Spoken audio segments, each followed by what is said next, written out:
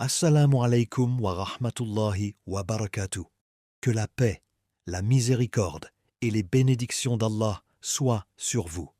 Mon frère, ma sœur, as-tu déjà désiré quelque chose si fort que ton cœur en était lourd? As-tu déjà demandé à Allah, mais sans voir de réponse immédiate? Aujourd'hui, nous allons plonger ensemble dans la profondeur du dua, non pas comme une simple demande, mais comme un acte de foi, d'abandon et de transformation intérieure. Si tu le veux vraiment, demande-le à Allah de cette manière. 1. Comprendre à qui tu t'adresses. Avant même que les mots ne sortent de ta bouche, avant même que ton cœur ne formule une demande claire, il y a une pause nécessaire. Une question fondamentale, presque vertigineuse. Sais-tu vraiment à qui tu parles quand tu invoques Allah? Trop souvent, l'invocation devient un réflexe, un geste appris, répété, parfois vidé de sa conscience. On demande, on espère, puis on doute, comme si la réponse dépendait de la chance ou du hasard.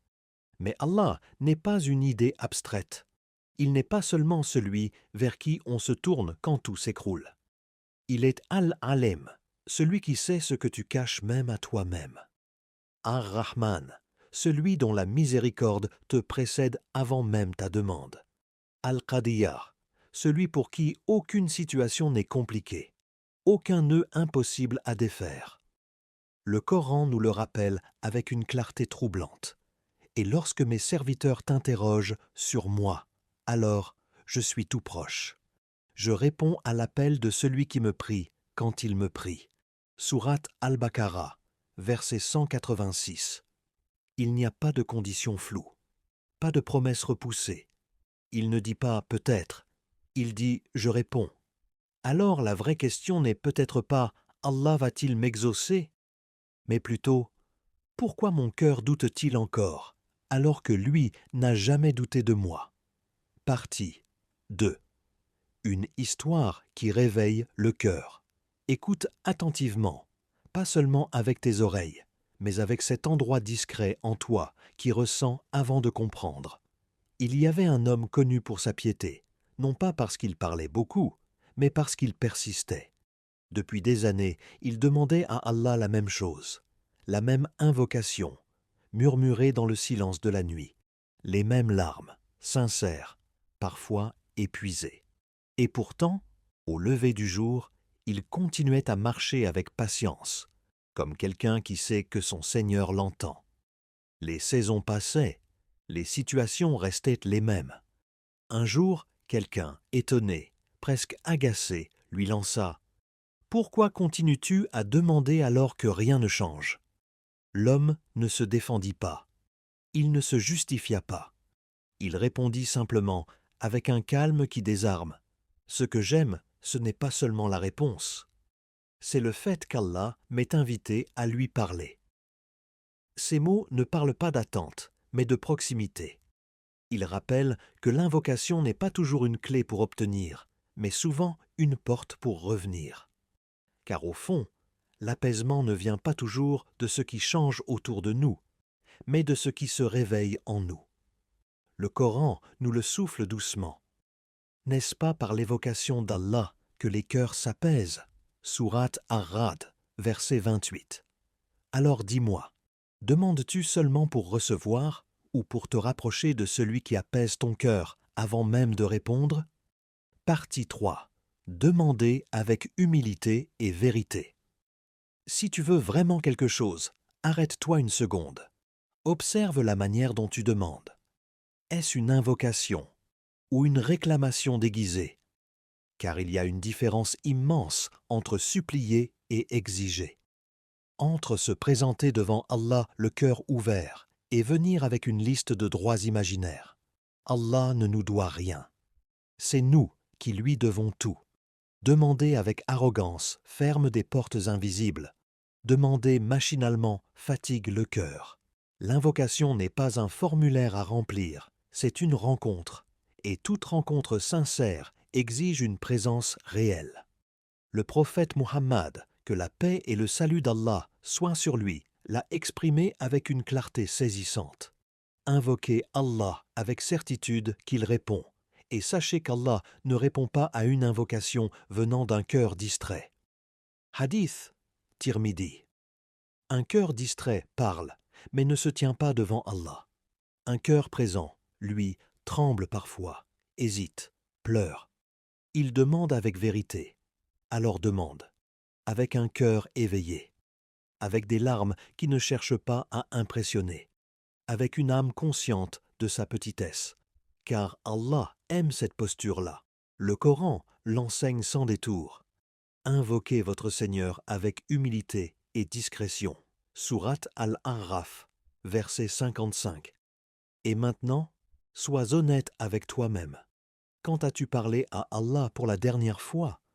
Vraiment parler, sans masque, sans distraction, sans orgueil. Partie 4. Faire confiance au temps d'Allah. Il y a des silences qui font mal, des attentes qui fatiguent l'âme. Tu invoques, tu espères, et pourtant, rien ne semble bouger. Alors une pensée s'insinue doucement. Et si Allah ne m'écoutait pas? Mais le retard n'est pas un rejet. Ce n'est pas un manque d'amour. Bien souvent, c'est une forme d'éducation divine, subtile, profonde, invisible sur le moment. Allah ne travaille pas dans la précipitation humaine. Il façonne, il prépare, il purifie. Ce que tu demandes aujourd'hui pourrait te briser si tu le recevais maintenant. Alors, il te ralentit, non pour te punir, mais pour t'aligner avec ce qui te conviendra vraiment. Regarde l'histoire du prophète Youssouf alayhi salam, trahi par ses propres frères, jeté dans un puits comme on abandonne un secret honteux, vendu, puis enfermé injustement, privé de liberté alors qu'il était innocent. À chaque étape, tout semblait perdu. Et pourtant, chaque épreuve était une marche invisible vers une élévation inimaginable.